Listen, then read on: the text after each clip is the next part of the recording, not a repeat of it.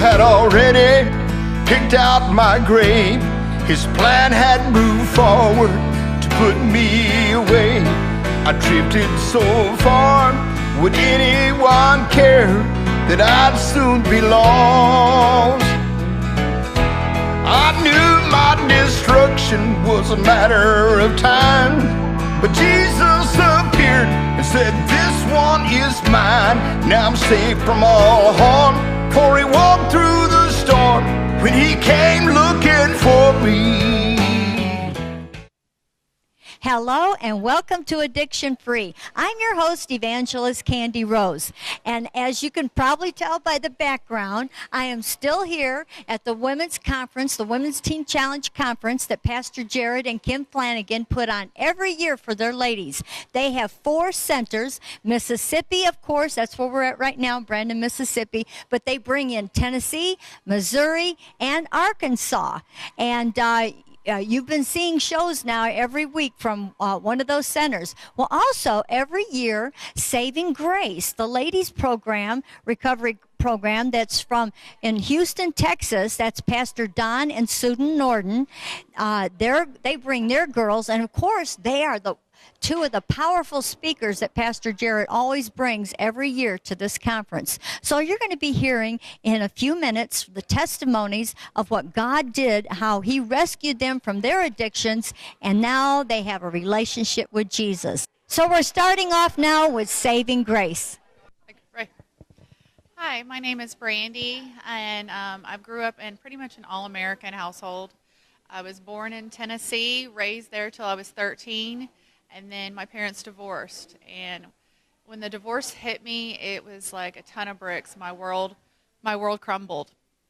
And my mother wanted to move back to Daytona Beach, Florida, where she grew up. So me and her packed our stuff and moved back to Florida, and I never felt like I fit in. I always felt like I was the outsider in the world and just always tried too hard to fit in. And as I went to college, I started drinking a lot and started just experimenting with different drugs. And then for some reason, I was just able to stop it all. And I met my son's father, and I had my son, and everything seemed to be falling into place until I started suffering from migraines. And then they started giving me the pain medications to take for the headaches. And I just kept taking more and more and more, and nothing ever took the pain away. And it just got to the point where I was even calling in my own prescriptions. And I just at that point really didn't know what to do. I was at a loss. I went to a 30-day recovery home program and thought I was going to beat it then, and I just couldn't beat the enemy. And I ended up losing custody of my son to his father, and that was like a knife to my heart. You know, it was losing a child is just the hardest thing. And a few months later, I found out I was pregnant with my daughter. I had her, but the whole time I was pregnant with her, it was hard to deal with what was going on with my son. So I was using drugs the whole time I was pregnant with her. I was using any pain medications I could find. So she was born, she was a high-risk pregnancy. She was born a month early, and she was born addicted to drugs. And she was in the NICU for about 4.5 weeks, coming off everything. And ever since that high-risk pregnancy, I held on to her as hard as I can, because she just became my life when I felt like I lost my son. And my identity just kept getting lost because I became trying to become everybody wanted me to be, not who I was meant to be, who God meant me to be. And just different things kept falling apart, just losing jobs after job and just different arrests, and just never felt like I was beating this addiction. And finally I just came to terms like that I was always going to be a drug addict, and I was never going to beat this thing, and it was going to eventually take my life. And at that point, when I started thinking about my children growing up without a mother, was just heart-wrenching, because I grew up with parents being separated and just thinking that I wouldn't even be on this earth. So I decided to go to a medical detox, and then I came to Saving Grace in Houston, Texas from Tennessee, and it has changed my life. I realized God does love me, and I do deserve all the happy things in this world, and I do deserve to be there for my children, and I am a good person, that my failures don't define me. And it's just God has restored everything in me, and he's restoring my family and my relationship with my children, and just making me a better person that I was meant to be. So, and while in the program, I committed my life to Christ, and that is why just everything has been renewed in my life, and I'm a new creation. Thank you. Hi, my name is Ashley. I am coming up 6 years clean. Growing up, I grew up in a family that was very broken and dysfunctional. My mom was very codependent on us and her children. Just alcohol all the time. It was normal. If my parents weren't drunk and I saw them sober, it was almost like it wasn't normal. So I grew up thinking that that was normal and that was the life that I was supposed to live. I met my husband in my addiction, and we both became addicted to pills in our addiction. And during our addiction, I got pregnant and had a daughter that was addicted. My whole pregnancy, I used with her. Anything I could get, I used with her. She came out addicted and had to stay in the hospital for 3 weeks. And the doctor told us that she has a 50% chance of becoming a drug addict when she grows up because she's already had it in her system. So at that moment, me and my husband looked at each other and we're like, okay, we have to break the cycle. We have to do something different, or she's going to be how we were, and that's not what we wanted. So in 2012, we made a change and went to a program in California called Teen Challenge. It is the family center, and me and my husband did that program. And at the end of our program, we knew that we didn't want to go back home, and we still wanted to stay in ministry. So we found Project Hope. And we went with Project Hope and have been with them for the last 5 years, amazing 5 years. God just continues to work on us every day and who we are. And we opened a center in Florida, and we are now the program directors there, just loving it. Hopefully we'll be opening a women's center soon. We just enjoy what God's done for us, and we had a second daughter. So, you know, I just encourage anyone out there, if you think that your mess, it can't be fixed, it can be fixed. That's what I got. All right, hi, my name is Malia. I'm 23 years old, and I'm from Birmingham, Alabama. I grew up in a family that was together, but slowly fell apart. My dad was an alcoholic. He was abusive at times, but mostly just really scary. And that caused me to have anxiety from a baby on into my 20s and all throughout my teenage years. And my mom was a workaholic, and she stayed away for the most part, just working a lot. As I grew up, I started seeking the attention of men, just because my father's love wasn't there for me. And sorry, I'm gonna cry. Okay. So I started seeking the attention of men at a really young age, trying to fill that hole that my dad left in my heart. And by the time I was in high school, I was almost never single. I constantly had a boyfriend, was constantly trying to fill a void in my life. And I started drinking and smoking with my boyfriend at the time. And then I graduated high school. And I went to college, and when I got to college, drinking became the norm. I would party every night, and it became, instead of a social thing, it became something to escape. And I rationalized it. Well, 2 years into college, I ended up dropping out and moving to Destin, Florida, to become a bartender. And my alcohol addiction spiraled out of control, and I ended up starting to date a guy who was in recovery for IV heroin, and it was probably about 2 months into that relationship that I was a full-blown IV addict. And we went in that circle for about 3 years, and finally, on July 24th of last year, I actually prayed, and I didn't think that my prayer was going to get farther than the ceiling. And my mom came to my house, and she picked me up off the floor and helped me get sober. And I actually found out about this program, Saving Grace, through Project Hope in Fort Walton Beach, because that's where I was living at the time. And as soon as I found out about Saving Grace, I was in the car on my way to the program. And since I got here, God's just completely changed my life. I was delivered about 2 weeks ago from my anxiety completely.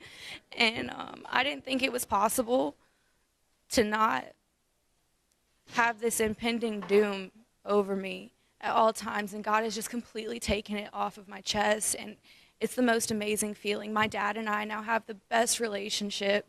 I talk to him every single week. I can't wait to get on the phone with him. He's actually coming this Sunday to come see me. And God's just doing miraculous things in my life. And sorry, I don't like actually sit and think about all the incredible things he does. Oh gosh, God's just amazing. He's so amazing. God's just absolutely amazing. I actually do want to stay on and intern. I want to help open up a women's home to go along with the men's home in Florida. And I know that they're in the process of doing that, so hopefully I can be a part of that. But I appreciate you guys listening to my testimony. Thank you so much. Hi, my name is Carly. I'm 28 years old, and I was born and raised in Michigan. I grew up with both parents and my siblings in a household in what seemed like a normal family. I grew up in church as well in a strict Catholic family, but my mom was always very physically abusive and emotionally abusive as well. And I struggled my whole life with God, not really understanding like why he would put me in that kind of family and just keep me in those scary situations. And I always felt really angry with God. In the middle of all of it, my dad ended up getting diagnosed with skin cancer, melanoma stage 4, bone cancer, and he had brain cancer. And we ultimately lost him to 2 tumors in each side of his head. And I just turned my back on God from that time on when I was 17. And I graduated high school and went on to college and fell into all the wrong crowds. I just became a partier every single night of the week and just did any drug I could find. And at my job during college, I ran into a group of girls who, for 2 years, would physically bully me and jump me in parking lots after work, and whatever they had to do, they would do. And I lived in fear for 3 years, and I struggled really hard with an addiction to methamphetamines, and I relied on them to get me through my depression. I struggled for years with suicide, and nobody really understood the struggle. And God had weaved an angel into my path at this job, and she works for Project Hope. And I watched her story grow, and I finally just called the program, and I came to Saving Grace. And since being here, God has really restored my family. I am just better than I've ever been with my mom. We love each other, and I understand her now. And I'm leading my brother to the Lord, who is a lost soul, but he is on his way to salvation. I have been delivered from depression, and I no longer struggle with suicidal thoughts. And I have joy in my heart and hope for a new day and hope for the future. And I'm excited to just walk in God's will and to really see where he takes my life. Hi, my name is Brooke Gordon. I'm 25 years old. I grew up in Denver, Colorado, and growing up, I grew up in a Christian home, and my parents loved me. They always believed in me, but I just had this huge hole in my heart. I was just depressed. I was bullied in school, and even at a young age, I was sexually abused by someone who was close to me.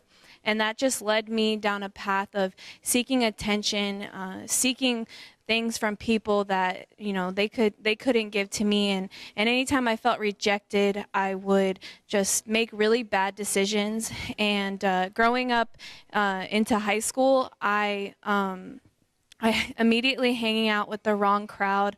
I tried to use alcohol to numb my depression, to numb my pain, and that just one thing after the other. When I graduated from high school, I started using marijuana. I started using pills to get rid of all of my depression and my anxiety. And I was just hopeless. And it wasn't until I was 20 years old that I realized that I just had a problem that was controlling my life. And I was with somebody who we would rob people together. And in that, my ex, he stole from my parents. And I confronted him about it, and I told my parents about it, and that's when they were like, okay, you have an ultimatum here. You can either go to Teen Challenge, or you can get out of our house. And so for 2 weeks, I contemplated that. I didn't want to get help. I didn't want to get off drugs. I was so depressed, and I believed that God created me without a purpose. And so it wasn't until God spoke to me for the very first time. I was all alone in my room, and he just told me he was going to make me new, and that he was going to change me. And that's when I surrendered my life to him. I told him that no matter what, I would do his will. I would chase after the plans that he has for me. And so I went through Teen Challenge, and it was the greatest decision I ever made for my life. When I surrendered my life to him, I truly meant it. I gave him everything.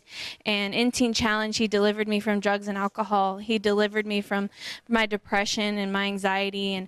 And he restored my relationship back with my mom, because I had done so many bad things. I lied to her for so many years. And that was in 2014, and I mean, even after Teen Challenge, I struggled. I was delivered from drugs and alcohol, but I still had a sexual addiction. I still craved attention, and it consumed me. I lived in so much shame and guilt because of this. I felt the enemy tell me, "You're a Christian. You shouldn't be struggling with this. But you can't tell anybody about this." And it kept me bound for about 3 years. And it wasn't about a year ago. I'm proud to say that, God set me free from that sexual addiction, and now he's using me to help other women who are struggling with that. And I'm not ashamed of my story and what God has brought me through. And he's even using me to preach the gospel in the nations. And I'm just so excited. I'm leaving for the mission field, and he's just done so much in my life, and he's just so faithful. And he even brought me to Saving Grace to minister to women, and I just love the girls so much. I just see God using me to help them and to help them walk through their brokenness, and to just teach them how to depend on him through all of life's circumstances. Friends, once again, wonderful testimonies. I'll never get tired of hearing what the Lord has done in someone's life. How about you, Tam? Oh, yes. It's been some awesome, powerful testimonies. And we know that none of us could change ourselves. It has to be Jesus.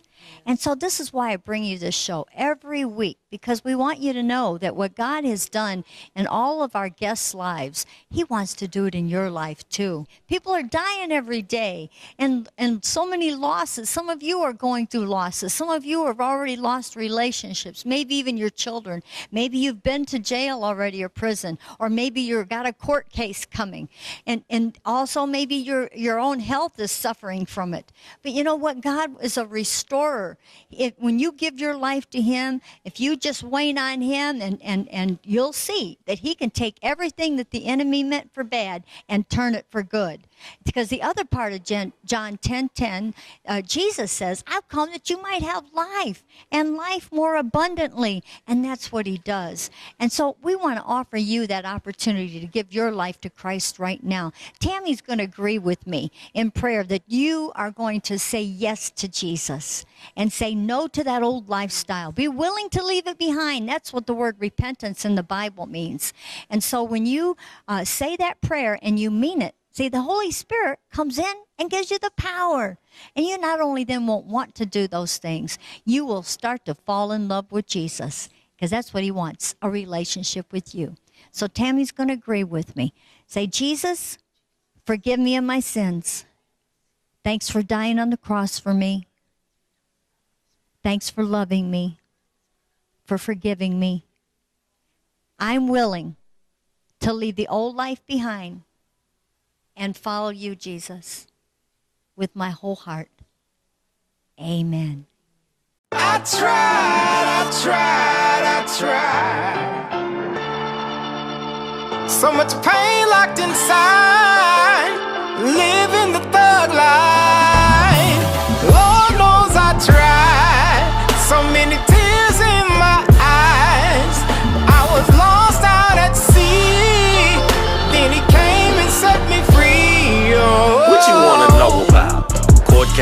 Concrete hell, well, I've been there, redundant, straight fact. But was it my fault that my pops bailed out? And stepdad didn't want me in the house, so I was wildin' out, huh?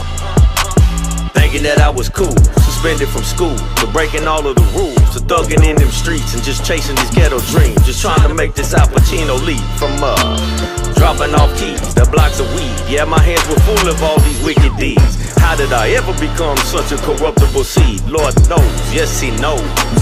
The struggle and pain, even the shame that came from being married to the game. Yeah, he knows that's the life that he changed. So no more blazing the blunt, or plotting on a stunt. Now it's just laying hands on the sick and having them equipped with the holy scripts and suited for war with Ephesians 6. Cause Lord knows, yes it knows, this is at his feet. Lord knows I tried, struggling through this life. So much pain locked inside, living the thug life. Lord knows I tried, so many tears in my eyes. I was lost out at sea, till he came and set me free. I remember growing up, the teacher said I had a simple mind, so I fell victim to those lies. I started getting high at the age of 9, faking like I'm fine. I couldn't even read or write, but she ignored all those signs. They passed me on from grade to grade, acting like it's all okay, treating me like I had the plague, so I blew up like a hand grenade. They never knew the pain these young guys seen, never knew about the foster care that gave me dark dreams. All I had was some drugs and this music, I ran to it. Growing up in my house with no positive influence, my pop said I would amount to nothing. Mama was loving, my brother was steady thugging, while I was searching for something to relate to. As hatred started to brew, depression on day 2, searching for a safe room. I was candy flipping X and coke to put my mind at ease, until my soul was set free by the conquering king. I tried, the Lord knows I tried.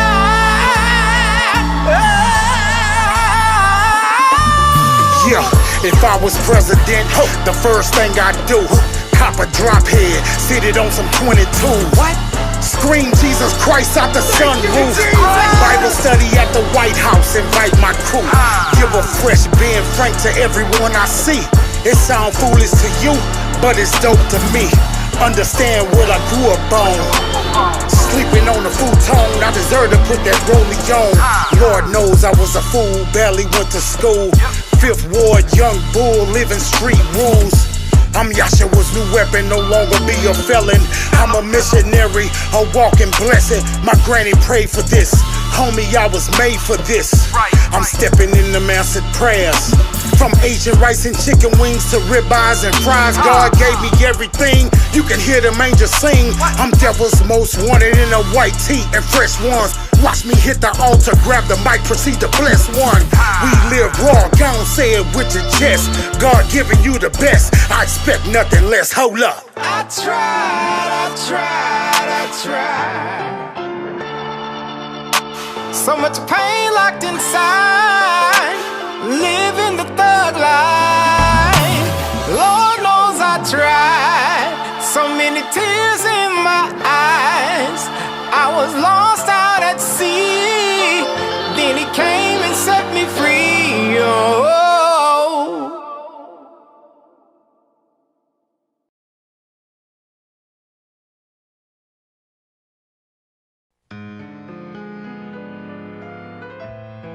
I just encourage, if you're struggling with any kind of addiction, or you know someone in your family, or someone, just maybe one layer of connection of a person removed from you, please proactively take the initiative to reach out to them and say, hey, I saw this program where, you know what, there's actually help, there's actually hope. We'll be happy to talk to you, happy to bring you in or talk to you about that loved one that needs to come in.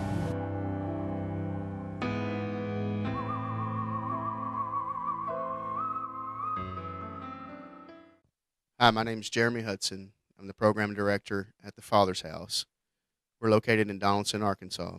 We're a 6-month residential program that helps men and women with addiction problems and other life-controlling behaviors. You'll learn in our program how to not only work hard, but also through the disciplines of the Bible, you will learn how to follow God hard. I'm Richie Willis, and this is my wife, Carly Willis. We both run homes in Hot Springs, Arkansas. We both come out of addictions and out of a long life of bondage of drugs and alcohol, and we've been set free by the blood of Jesus, and God has radically taken over our lives, and now we both have ministries. She has a house for women, and I have a house for 2 houses for men, and they're faith-based houses, and we just thank God for it. This is Pastor Tim and my lovely wife, Leslie.